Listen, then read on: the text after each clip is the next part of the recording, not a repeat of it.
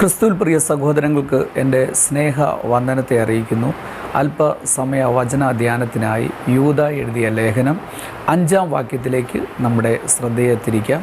യൂദ എഴുതിയ ലേഖനം 5-ാം വാക്യം ഇപ്രകാരമാണ്: നിങ്ങളോ സകലവും ഒരിക്കൽ അറിഞ്ഞു എങ്കിലും നിങ്ങളെ ഓർമ്മിപ്പാൻ ഞാൻ ഇച്ഛിക്കുന്നത് എന്തെന്നാൽ, കർത്താവ് ജനത്തെ മിസ്രൈമിൽ നിന്ന് രക്ഷിച്ചിട്ടും വിശ്വസിക്കാത്തവരെ പിന്നത്തേതിൽ നശിപ്പിച്ചു.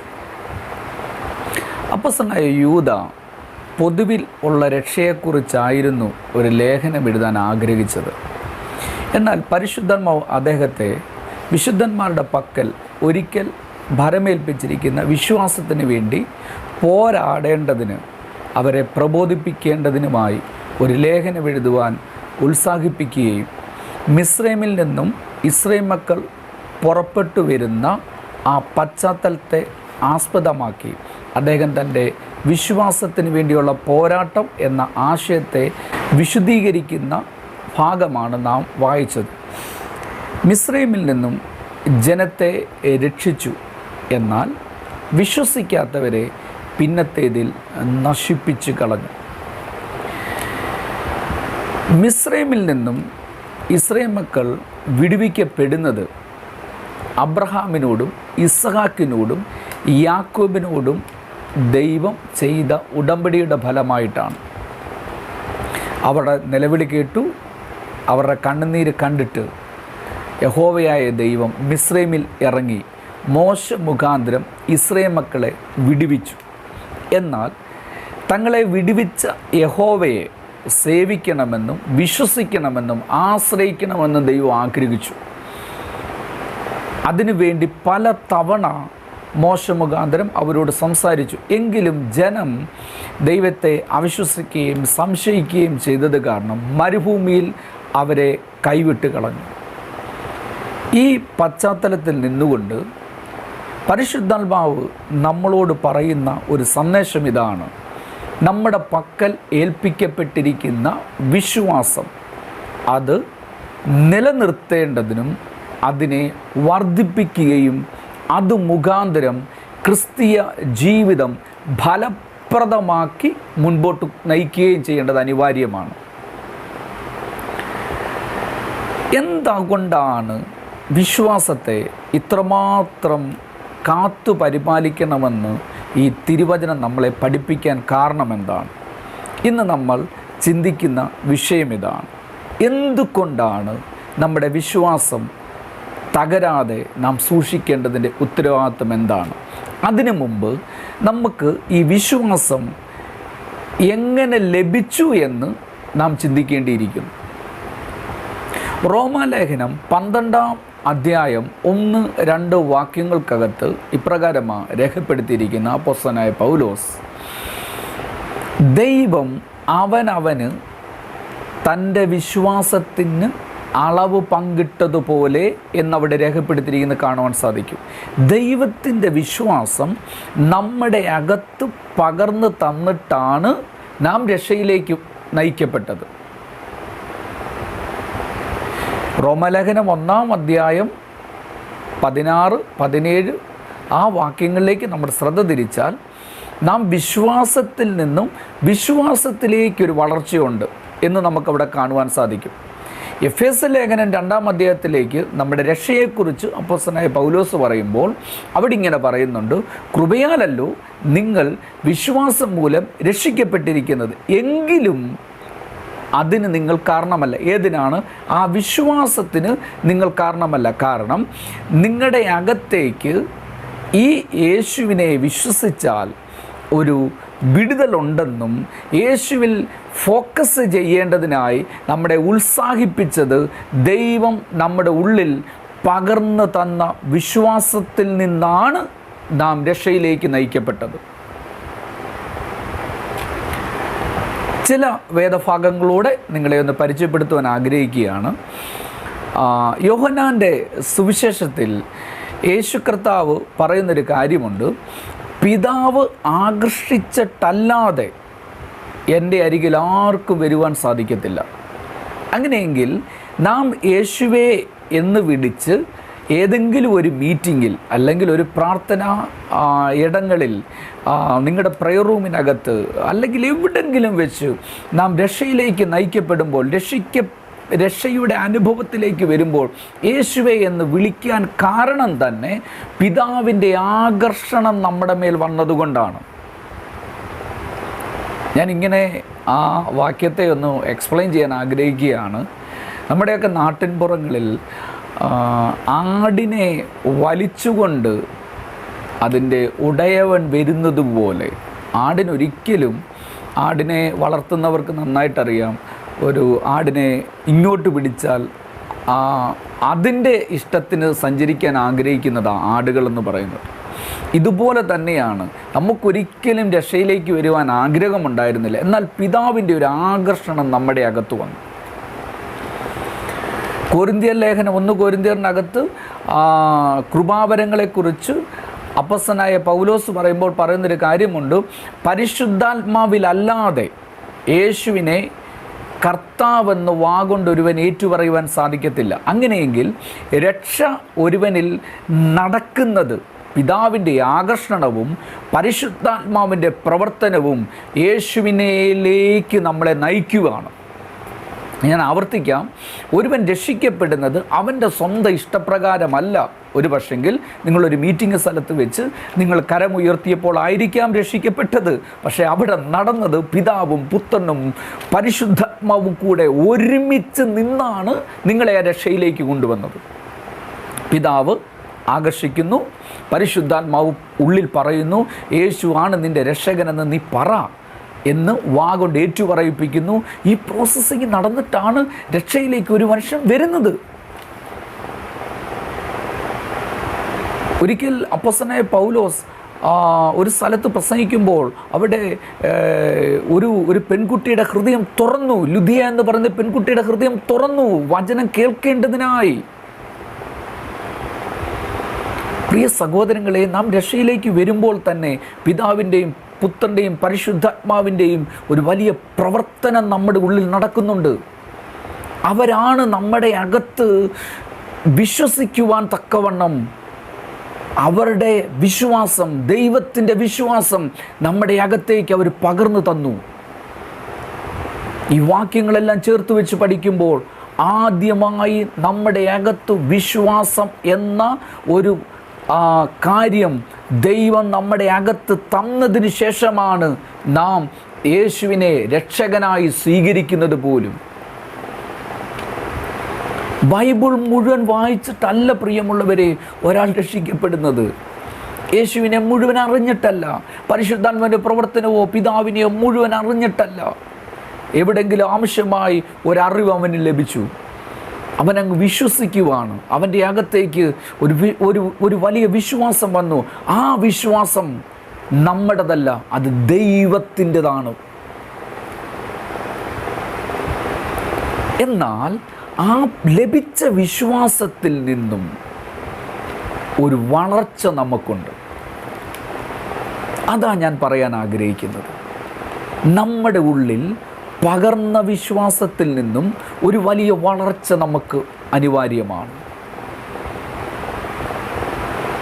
ഒരു കാര്യം കൂടെ പറഞ്ഞ് ആ ഭാഗത്തിൽ നിന്നും മാറുവാൻ ആഗ്രഹിക്കുകയാണ്. നമ്മുടെ വിശ്വാസത്തിൻ്റെ ഓണർ അല്ലെങ്കിൽ അതിൻ്റെ ഓദർ എന്ന് പറയുന്നത്, അതിനെ ഹോൾഡ് ചെയ്ത് നിർത്തിയിരിക്കുന്നത് തന്നെ യേശുവാണ്. അങ്ങനെയെങ്കിൽ നമ്മുടെ വിശ്വാസം വളരുമ്പോൾ നാം യേശുവിനെ തിരിച്ചറിയുന്നതിനനുസരിച്ചായിരിക്കും നമ്മുടെ വിശ്വാസത്തിൻ്റെ വളർച്ച വരുന്നത്. ഞാൻ അത്രയും പറഞ്ഞ് ആ ഭാഗത്തിൽ നിന്നും മാറി നമ്മുടെ വിശ്വാസത്തിൻ്റെ വളർച്ചയിലേക്ക് നാം കടക്കേണ്ടത് എന്തിനാണെന്നുള്ളത് ഒന്ന് ചിന്തിക്കുവാൻ ആഗ്രഹിക്കുകയാണ്. നമുക്ക് വിശ്വാസത്തിൻ്റെ ഒരു വളർച്ച വേണം. ഈ വിശ്വാസത്തിൻ്റെ വളർച്ചയിൽ നാം ആയിരിക്കുന്ന സമയത്താണ് നാം വിശ്വാസത്തിന് നിലനിർത്തേണ്ടതിനായിട്ടുള്ള പോരാട്ടങ്ങൾ അനുഭവത്തിലേക്ക് വരുന്നത്. വിശ്വാസത്തിനെതിരെ അകത്തു നിന്നും, അതായത് നമ്മുടെ ഉള്ളിൽ നിന്നും പുറത്തു നിന്നും, നമ്മുടെ ശരീരത്തിന് വെളിയിൽ നിന്നും പോരാട്ടങ്ങൾ നാം അനുഭവിക്കാറുണ്ട്. നമ്മുടെ മനസ്സിൻ്റെ വെളിയിൽ, ശരീരത്തിൻ്റെ വെളിയിലുള്ള ഏത് തരം പോരാട്ടമാണ് നാം അനുഭവിക്കുന്നത്? പലതരത്തിലുള്ള മെസ്സേജുകൾ, ദൈവമില്ല എന്നുള്ളത്, അല്ലെങ്കിൽ ബൈബിൾ ക്രിസ്ത്യാനികൾ എഴുതിയുണ്ടാക്കിയ ഒരു പുസ്തകമാണ്, അല്ലെങ്കിൽ പൗലോസിൻ്റെ കുറേ ആശയങ്ങളാണ്, യേശു എന്ന് പറയുന്നത് ഒരു കെട്ടുകഥയാണ്, ഇങ്ങനെയൊന്നുമില്ല, ഇത് യഹൂദൻ ഉണ്ടാക്കിക്കൊണ്ടുവന്നൊരു കഥയാണ്, ഇതെല്ലാം തെറ്റാണ് എന്നൊക്കെയുള്ള അന്ധത നിറഞ്ഞ, അല്ലെങ്കിൽ അന്ധതയിൽ നിന്നും ഉളവായ ആശയങ്ങൾ ഉൾക്കൊള്ളുന്ന പ്രസംഗങ്ങൾ നമ്മുടെ ജീവിതത്തിൽ നമ്മുടെ കേൾവിയിലേക്ക് അത് വരുമ്പോൾ, നാം വായിക്കുമ്പോൾ പലപ്പോഴും തിരുവചനത്തിലേക്ക് തിരിയുമ്പോൾ ഇതാണോ ശരി, അതാണോ ശരി, ഇനി ദൈവം ഉണ്ടോ അതോ ദൈവം ഇല്ലേ, നമുക്കൊരു കൺഫ്യൂഷൻസ് ഉണ്ടാകും. ഇങ്ങനെയുള്ള സന്ദേശങ്ങൾ നാം ചെവി കൊടുത്താൽ നമ്മുടെ വിശ്വാസം വളർച്ചയിലേക്ക് കൊണ്ടുവരാൻ നമുക്ക് സാധിക്കത്തില്ല. എന്നാൽ ഇതിനെ കേൾക്കാതിരുന്നാൽ, ഇതിന് ചെവി കൊടുക്കാതിരുന്നാൽ നമ്മുടെ വിശ്വാസത്തെ വർദ്ധിപ്പിക്കുവാൻ നമുക്ക് സാധിക്കും. ഇനി നമ്മുടെ ഉള്ളിൽ വിശ്വാസത്തിനെതിരെയുള്ള പോരാട്ടങ്ങൾ ഉണ്ടാകാറുണ്ട്.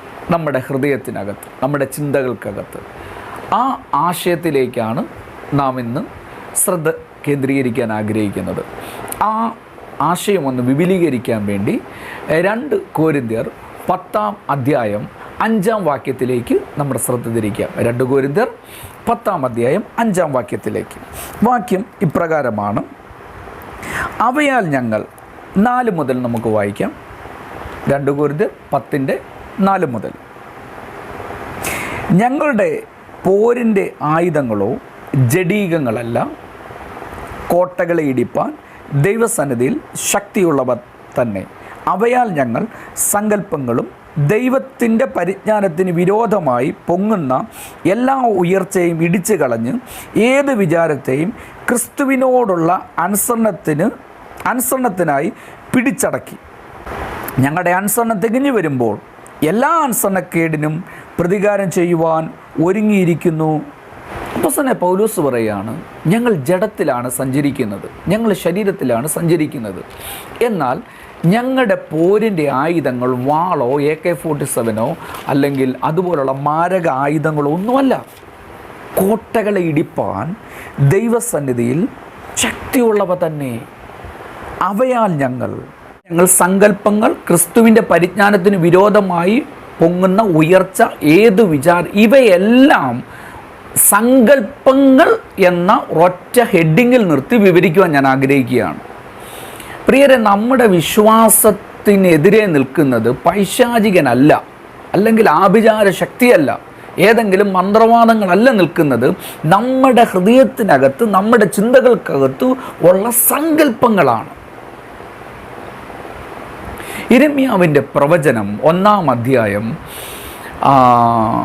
യിരെമ്യാവിനോട് കർത്താവ് പറയുന്നൊരു കാര്യം ഇതാണ്: യിരെമ്യാവേ, ഞാൻ നിന്നെ രാജ്യങ്ങൾക്ക് പ്രവാചകനാക്കി വെച്ചിട്ടുണ്ട്. നീ ചിലതിനെ നടും, ചിലതിനെ പൊളിക്കും, ചിലതിനെ ഉന്മൂലനാശം വരുത്തും. എന്നാൽ യിരെമ്യാവ് പറയുന്നത്, കർത്താവേ, ഞാൻ ബാലനാണ്. യിരെമ്യാവിൻ്റെ സങ്കല്പം, അവൻ കഴിവ് കുറഞ്ഞവനാണ്, കഴിവില്ലാത്തവനാണ്, അവൻ ചെറുപ്പമാണ്. പക്ഷെ ദൈവം അവനെക്കുറിച്ച് കാണുന്നത്, അവൻ രാജ്യങ്ങളെ ഭരിക്കുന്ന, രാജ്യങ്ങളെ നോക്കി പ്രവചിക്കുന്നത്, രാജാക്കന്മാരെ നോക്കി പ്രവചിക്കുന്ന വലിയ ദൈവത്തിൻ്റെ ശക്തനായ, അഭിഷക്തനായിട്ട് ദൈവം കാണുന്നു.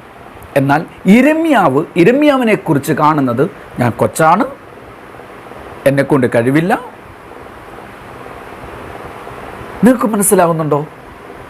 നാമും ഇതുപോലെ ഓരോ ചിന്തകൾക്കകത്താണ് കുടുങ്ങിക്കിടക്കുന്നത്. ദൈവം നമ്മളെക്കുറിച്ച് കാണുന്നൊരു കാഴ്ചയും നാം നമ്മെക്കുറിച്ച് കാണുന്ന കാഴ്ചയും രണ്ടും രണ്ടാണ്. ദൈവം പറഞ്ഞു, സകല പാപങ്ങളും കാൽവറി ക്രൂശിൽ ഞാൻ മോചിച്ച് തന്നിട്ടുണ്ട്. നാം പറയുന്നു, ഇല്ല, എൻ്റെ ഈ പാപം മോചിച്ചിട്ടില്ല. ദൈവം പറയുന്നു, സകല രോഗങ്ങളും ഞാൻ നിന്നെ സൗഖ്യമാക്കിയിട്ടുണ്ട്. പക്ഷെ കർത്താവ് ഇല്ല, ഈ ഷുഗർ രോഗം എന്നെ കൊണ്ടേ പോകൂ. നമ്മുടെ സങ്കല്പമാണത്. നിങ്ങൾ നിങ്ങളുടെ സങ്കല്പത്തിൽ ആശ്രയിച്ചാണ് ജീവിക്കുന്നെങ്കിൽ അന്യഭാഷ പറഞ്ഞിട്ടും ഉപവസിച്ചിട്ടും തിരുവചനം വായിച്ചിട്ടും ഒരു പ്രയോജനം ഉണ്ടാകത്തില്ല. കാരണം നിങ്ങൾ നിങ്ങളുടെ സങ്കല്പത്തിനകത്ത് ഒരു തടവപുള്ളിയായിട്ട് കിടക്കുകയാണ്. ഞാൻ പല ശുശ്രൂഷകൾക്ക് പോകുമ്പോൾ അവിടെയൊക്കെ ആളുകൾ പറയുന്നത് കേട്ടിട്ടുണ്ട്, വർഷങ്ങൾക്ക് മുമ്പ് ദൈവം ഞങ്ങളോട് ആലോചനകൾ അറിയിച്ചിട്ടുണ്ട്, പക്ഷേ ഇതുവരെയും ഒന്നും നടന്നിട്ടില്ല. എന്താ കാരണമെന്നറിയാം? ദൈവത്തിൻ്റെ കുഴപ്പമോ അറിയിച്ചവരുടെ കുഴപ്പമോ ഒന്നുമല്ല. അവർ കിടക്കുന്നത് അവരുടെ സങ്കല്പത്തിനകത്ത് തടവ് പുള്ളികളായിട്ട് അവർ കിടക്കുക, ആ കോട്ടയ്ക്കകത്ത് കിടക്കുകയാണ്. ഇനി ആ കോട്ട പൊളിക്കാതെ അവിടുന്ന് വെളിയിൽ വരാതെ അവരെ ദൈവത്തിന് പ്രയോജനപ്പെടുത്താൻ പറ്റില്ല. ആ കോട്ട പൊളിക്കുന്നതാണ് പ്രിയരെ മാനസാന്തരം എന്ന് പറയുന്നത്. നിങ്ങൾ നിങ്ങളെക്കുറിച്ചുള്ള ആ സങ്കല്പങ്ങളെ മാറ്റിയിട്ട് ദൈവം എന്താണോ നിങ്ങളെക്കുറിച്ച് ചിന്തിക്കുന്നത് അതിനനുസരിച്ച് നിങ്ങളുടെ മനസ്സിനെ രൂപപ്പെടുത്താതെ നിങ്ങളുടെ വിശ്വാസത്തിൽ നിങ്ങൾക്ക് വളർച്ച പ്രാപിക്കുവാൻ സാധിക്കത്തില്ല. ഒന്ന്, നമ്മുടെ വിശ്വാസത്തിനെതിരെയുള്ള പോരാട്ടമെന്ന് പറയുന്നത് നിങ്ങളുടെ മനസ്സിലാണ്. ആ ശത്രു ഏതാണെന്ന് ഇപ്പോൾ തിരിച്ചറിഞ്ഞു കഴിഞ്ഞു. അതാണ് നിങ്ങളുടെ സങ്കല്പങ്ങൾ. നിങ്ങൾ നിങ്ങളെക്കുറിച്ച് ചിന്തിച്ചു കൊണ്ടിരിക്കുന്ന ആ നെഗറ്റീവ് സങ്കല്പങ്ങളെ ഇപ്പോൾ പൊളിച്ചു കളയണം. ഒരിക്കൽ യേശു ബെഥേസ്ദാക്കുളത്തിൻ്റെ കരയിൽ ചെല്ലുമ്പോൾ അവിടെ ഒരു രോഗിയുണ്ട്. 38 വർഷമായിട്ട് രോഗി അവിടെ കിടക്കുക. ഈ അച്ഛൻ അവിടെ കിടക്കുകയാണ്. എനിക്ക് തോന്നിക്കുന്നു അദ്ദേഹം അവിടെ ചെന്നതിന് ശേഷം അതിന് ആളുകൾ വന്നിട്ടുണ്ടാകാം. അവർക്കൊക്കെ ഇദ്ദേഹം എങ്ങനെ സൗഖ്യമാകണമെന്നുള്ള, എങ്ങനെ ഈ കുളത്തിൽ ഇറങ്ങണം എന്നുള്ള ടീച്ചിങ് കൊടുത്തിട്ടുണ്ടാകാം. യേശു വന്ന് അദ്ദേഹത്തിനോട് ചോദിക്കുന്ന ചോദ്യമുണ്ട്, സൗഖ്യമാകാൻ നിനക്ക് മനസ്സുണ്ടോ? പക്ഷേ ഇദ്ദേഹത്തിൻ്റെ സങ്കല്പത്തിൽ ഇദ്ദേഹം പറയും, എന്നെ കുളത്തിലിറക്കാൻ ആരുമില്ല. കാരണം ഇവിടുത്തെ സിസ്റ്റം ഇതാണ്, ഈ സിസ്റ്റം അനുസരിച്ച് ഇത് സൗഖ്യമാകത്തുള്ളൂ. കർത്താവ് പറഞ്ഞു, ഈ സിസ്റ്റം ബ്രേക്ക് ചെയ്യാൻ തയ്യാറാണോ? ഈ കുളത്തിലിറങ്ങാതെ ഞാൻ നിന്നെ സൗഖ്യമാക്കാം. അദ്ദേഹത്തിൻ്റെ സങ്കല്പം പൊളിഞ്ഞതോടുകൂടി അദ്ദേഹം കിടക്കിയെടുത്തു, അദ്ദേഹം നടന്നു. നമുക്കതൊരു അത്ഭുതമാണ്. പക്ഷേ അദ്ദേഹത്തിൻ്റെ ഉള്ളിൽ സംഭവിച്ചത് അദ്ദേഹത്തിൻ്റെ സങ്കല്പം അദ്ദേഹം പൊളിച്ചതാണ്. യേശുവിൻ്റെ അത്ഭുതങ്ങൾ മുഴുവൻ നോക്ക് പ്രിയമുള്ളവരെ. രക്തസ്രാവക്കാരി സ്ത്രീ അവളുടെ സങ്കല്പം പൊളിച്ചപ്പോഴാണ് അവൾ ചിന്തിച്ചുകൊണ്ടിരുന്നു എങ്ങനെ നടക്കും എന്ന് ചിന്തിച്ച് ആ വീട്ടിനകത്തിരുന്നിരുന്നെങ്കിൽ അവൾ സൗഖ്യമാകത്തില്ല. പക്ഷെ അവളുടെ സങ്കല്പങ്ങളെ അവൾ പൊളിച്ചു. ഞാൻ ഇതിനകത്തുനിന്ന് പുറത്തു വരും, എനിക്കും പുറത്തു വന്നേ പറ്റൂ. നിങ്ങൾക്കറിയാമോ, യേശുവിൻ്റെ ചുറ്റും ഇഷ്ടം പോലെ പുരുഷാരം, 5000-ഓളം പുരുഷാരം ഉണ്ടെന്ന് വിചാരിച്ചു. പക്ഷേ അവൾക്ക് തൊടാൻ പറ്റുന്ന പരുവത്തിൽ യേശുവിൻ്റെ വസ്ത്രത്തിൻ്റെ അഗ്രഹം അവളുടെ കയ്യിൽ കിട്ടി. എങ്ങനെ സംഭവിച്ചു? അവളുടെ ചിന്തകളെ അവൾ പൊളിച്ചു. ഞാൻ ഈ വീട്ടിൽ, ഈ മുറിക്കകത്ത് ഒതുങ്ങത്തില്ല, ഞാൻ ഈ പട്ടണത്തിനകത്ത് ഒതുങ്ങത്തില്ല, ഞാൻ ഈ ദാരിദ്ര്യത്തിന് ഒതുങ്ങിപ്പോകത്തില്ല. എന്നെ കേൾക്കുന്നവരോട് പറയുന്നു, നിങ്ങളുടെ സങ്കല്പത്തിനകത്ത് നിങ്ങൾ ഒതുങ്ങിക്കിടക്കുന്നിടത്തോളം കാലം നിങ്ങളുടെ വിശ്വാസം ആക്ടിവേറ്റ് ചെയ്യാൻ പറ്റത്തില്ല. ഇന്ന് തന്നെ നിങ്ങളുടെ സങ്കല്പങ്ങൾ പൊളിക്കു പ്രിയരെ. നിങ്ങളെക്കുറിച്ചുള്ള നെഗറ്റീവുകളെ പൊളിച്ചിട്ട് പറ, ഞാൻ ഇതിനകത്തുനിന്ന് വെളിയിൽ വരും. ഹല്ലേലൂയ, ഹോ ഹല്ലേലൂയ. ദൈവത്തിൻ്റെ ശക്തി നിങ്ങളുടെ മേൽ ഇറങ്ങുകയാണ്. ചില സങ്കല്പങ്ങളെ പൊളിക്കുവാൻ പരിശുദ്ധാത്മാവ് ചിലർക്ക് നിയോഗങ്ങളെ കൊടുക്കുകയാണ്. നിങ്ങൾ കേവലം ഒതുങ്ങി നിൽക്കുന്നത് നിങ്ങളെ ആരും ഒതുക്കി കെട്ടിയതല്ല, നിങ്ങളെ ആരും പ്രാർത്ഥിച്ച് ബന്ധിച്ചതല്ല, നിങ്ങളെ ആരും എന്താ പറയുന്നത് ആഭിചാരം ചെയ്ത് ഒതുക്കിയതല്ല പ്രിയരെ. നിങ്ങളുടെ ഉള്ളിൽ വന്ന ചിന്തകൾ കൊണ്ട് നിങ്ങളൊരു സങ്കല്പം ഉണ്ടാക്കി. ആ സങ്കല്പത്തിൻ്റെ അകത്ത് ഒരു തടവ് പുള്ളിയായിട്ട് നിങ്ങൾ കിടക്കുകയാണ്. ഇന്ന് പകൽ, ഈ രാത്രി, ഈ മിനിറ്റിൽ ആ തടവറ പൊളിക്കാമെങ്കിൽ ദൈവത്തിൻ്റെ ശക്തി എത്രത്തോളമുണ്ടെന്ന് നിങ്ങൾക്ക് മനസ്സിലാകും. സങ്കല്പത്തിനും ചിന്തകൾക്കും ഭയങ്കര പവറാ പ്രിയമുള്ളവരെ. ബാബൽ ഗോപുരം പണിയുമ്പോൾ കർത്താവ് പറഞ്ഞത് എന്താണെന്നറിയാമോ? അവർ നിരൂപിക്കുന്നതൊന്നും അവർ ചെയ്തിരിക്കും. അവരെന്തു നിരൂപിക്കുന്നു അവർ ചെയ്തിരിക്കും. നമ്മുടെ ചിന്തകൾക്ക് ശക്തിയാണ്. ഇന്ന് തന്നെ ഈ തടവറ നിങ്ങൾ പൊളിക്കണം. നിങ്ങളെക്കുറിച്ചുള്ള നെഗറ്റീവുകളെ നിങ്ങൾ മാറ്റിക്കളയണം. ദൈവം എന്താണോ ചിന്തിക്കുന്നത് അതനുസരിച്ച് നിങ്ങളുടെ ചിന്ത രീതികൾ മാറ്റാൻ തുടങ്ങണം. ഭൂമിയുടെ അറ്റത്തോളം പോകാമെന്നും പരിശുദ്ധാത്മാവ് എൻ്റെ മേൽ വരുമ്പോൾ ശക്തി ലഭിച്ചിട്ട് ഭൂമിയുടെ അറ്റത്തോളം ഞാൻ പോകുമെന്ന് വചനമുണ്ടെങ്കിൽ നിങ്ങൾ അങ്ങനെ തന്നെ നിങ്ങളെ കാണാൻ ശ്രമിക്കണം പ്രിയരെ. നിങ്ങളുടെ ചിന്തകളെ മാറ്റി തുടങ്ങൂ. നിങ്ങളുടെ സങ്കല്പങ്ങളെ പൊളിച്ചു തുടങ്ങുക. വിശ്വസിക്കുന്ന എനിക്ക് വേണ്ടി ഒരു ശക്തി വ്യാപരിക്കുന്നുണ്ടെന്ന് നിങ്ങൾ ചിന്തിച്ചു തുടങ്ങുക. ഹല്ലേലൂയ, ഞാൻ കരം വെച്ച രോഗി സൗഖ്യമാകുമെന്ന് ചിന്തിച്ചു തുടങ്ങുക. എൻ്റെ മുമ്പിൽ ആമേൻ അത്ഭുതങ്ങളും അടയാളങ്ങളും നടക്കുമെന്ന് ചിന്തിച്ചു തുടങ്ങുക. നിങ്ങൾ പ്രസംഗിക്കുമ്പോൾ ആയിരങ്ങൾ വിടുതൽ പ്രാപിക്കുമെന്ന് ചിന്തിച്ചു തുടങ്ങുക. നിങ്ങളുടെ പ്രസംഗത്തിന് മാധുര്യമുണ്ടെന്ന് ചിന്തിച്ചു തുടങ്ങുക. നിങ്ങൾക്ക് കഴിവുണ്ടെന്ന് ചിന്തിച്ചു തുടങ്ങുക. പ്രിയമുള്ളവരെ, നിങ്ങളുടെ നെഗറ്റീവുകളെ പൊളിക്ക്. പരിശുദ്ധാത്മാവിൻ്റെ ശക്തി നിങ്ങൾ നിങ്ങൾ കാണാൻ പോകുകയാണ്. ഹല്ലേലൂയ. നിങ്ങൾക്കറിയാം, ഒരു മീറ്റിങ്ങിൽ ചെല്ലുമ്പോൾ, ഒരു വലിയ പവർ കോൺഫറൻസിനകത്ത് ചെല്ലുമ്പോൾ അവിടെ വെച്ച് നിങ്ങൾക്കൊരു പകർച്ച ഉണ്ടാകുമെന്നൊക്കെ നിങ്ങൾ പറയാറില്ലേ? ഞാനും പറഞ്ഞിട്ടുണ്ട്. എന്താ സംഭവിക്കുന്നറിയാമോ? ആ പ്രസംഗികൻ പ്രസംഗിച്ചുകൊണ്ടിരുന്നപ്പോൾ നമ്മുടെ ചില സങ്കല്പങ്ങൾ പൊളിഞ്ഞുപോയി. നമ്മൾ ഇത്ര നാൾ ചിന്തിച്ചുകൊണ്ടിരുന്ന സങ്കല്പം പൊളിഞ്ഞുപോയി. ദൈവത്തെക്കുറിച്ച് ചിന്തിച്ചുകൊണ്ടിരുന്നത് പൊളിഞ്ഞുപോയി. അതോടുകൂടെ അവിടെ എന്തോ ഒരു വെളിച്ചം വന്നു. ആ തടവറ പൊളിഞ്ഞുപോയി. അങ്ങനെ ദൈവത്തെക്കുറിച്ച് ഒരു കേൾവി മാത്രമായിരുന്നു യോബിന്. അതുകൊണ്ടാണ് എനിക്ക് തോന്നുന്നു യോബ് കഷ്ടത അനുഭവിച്ചത്. പക്ഷെ അവസാനം അദ്ദേഹത്തിന് യോബ് പറയുന്നതാണ്, എനിക്കൊരു സങ്കല്പം ഉണ്ടായിരുന്നു കർത്താവേ, നിന്നെക്കുറിച്ചൊരു കേൾവി മാത്രമല്ല, ഇപ്പോഴോ ഞാൻ കണ്ണാൽ കാണുന്നു.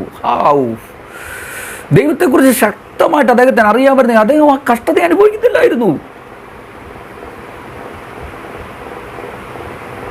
പ്രിയരെ, ഈ ബൈബിളിനകത്തുള്ളത് ഓരോ തവണ വെളിപ്പാടിൽ കിട്ടുമ്പോഴും നമ്മുടെ സങ്കല്പങ്ങൾ പൊളിയുകയാണ്. നിങ്ങളുടെ സങ്കല്പങ്ങൾ പൊളിയുന്ന ആ ഏറിയക്കകത്ത് ഒരു ദൈവത്തിൻ്റെ ശക്തി വന്നിറങ്ങും. ശക്തി അവിടെ ഉണ്ടായിരുന്നു. അന്ന് നിങ്ങൾ അനുഭവിക്കുന്നതാണ്. നിങ്ങളുടെ സങ്കല്പങ്ങളെ പൊളിക്കു തുടങ്ങുക. ഒരു പവർ കോൺഫറൻസിൽ അല്ലെങ്കിൽ ഒരു മീറ്റിങ്ങിൽ ചെല്ലുമ്പോൾ നിങ്ങൾക്കൊരു പകർച്ച അനുഭവിക്കുന്ന എന്താണെന്നറിയാമോ? നിങ്ങളുടെ ചിന്താഗതികൾ അവിടെ വെച്ച് പൊളിഞ്ഞു. അവിടേക്ക് ദൈവത്തിൻ്റെ പ്രകാശം വന്നു. ആ ഇരുട്ടിനകത്തേക്ക് ദൈവത്തിൻ്റെ പ്രകാശം വന്നു. അപ്പോൾ നിങ്ങൾ പറയുന്നു, വാവ്, ഒരു പകർച്ച നടന്നു. അതേ പ്രിയരെ, നിങ്ങളുടെ സങ്കല്പം പൊളിയുന്നിടത്ത് ഒരു ദൈവത്തിൻ്റെ ശക്തി വെളിപ്പെട്ടു വരും. ഇന്നു മുതൽ നിങ്ങളിത് പ്രാക്ടീസ് ചെയ്യണം. ഇത് കേൾക്കുകയല്ല, ഇത് കേട്ട് നോട്ട് എഴുതുകയല്ല, ഇത് പ്രാക്ടിക്കലാക്കുന്നവരാണ് പുറത്തു വരുന്നത്.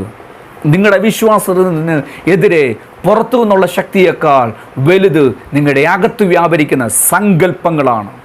ആ സങ്കല്പങ്ങളെ പൊളിക്കാമെങ്കിൽ ഇന്നു മുതൽ വിശ്വാസത്തിൽ നിങ്ങൾ ഉയരുന്നത് കാണാൻ സാധിക്കും, വർദ്ധിക്കുന്നത് കാണാൻ സാധിക്കും. വിശ്വാസത്താൽ 11-ാം അധ്യായം, എബ്രായ ലേഖനം 11-ാം അധ്യായത്തിൻ്റെ പട്ടികയിൽ നിങ്ങളും ഒരാളായിട്ട് മാറും. വിശ്വാസത്താൽ നിങ്ങളും അത്ഭുതങ്ങൾ ചെയ്തെന്ന് ചരിത്രം രേഖപ്പെടുത്താൻ പോവുകയാണ്. ഞാൻ വിശ്വസിക്കുന്നു നിങ്ങളും ഇനിയും ആ പട്ടികയ്ക്കത് കയറാൻ പോവുക. നിങ്ങളും ഒരു വിശ്വാസവീരനാകാൻ പോകുന്നു. കാരണം നിങ്ങളുടെ സങ്കല്പങ്ങളെ നിങ്ങൾ പൊളിച്ചാൽ അസാധാരണമായി വിശ്വസിക്കുന്നതിന് വേണ്ടി വ്യാപരിക്കുന്ന ശക്തിയുടെ വലിപ്പം നിങ്ങൾ അറിയാൻ പോകുന്നു. ഈ വചനങ്ങളാൽ കർത്താവ് നിങ്ങളെ ധാരാളമായി അനുഗ്രഹിക്കട്ടെ എന്ന് പ്രാർത്ഥിക്കുന്നു.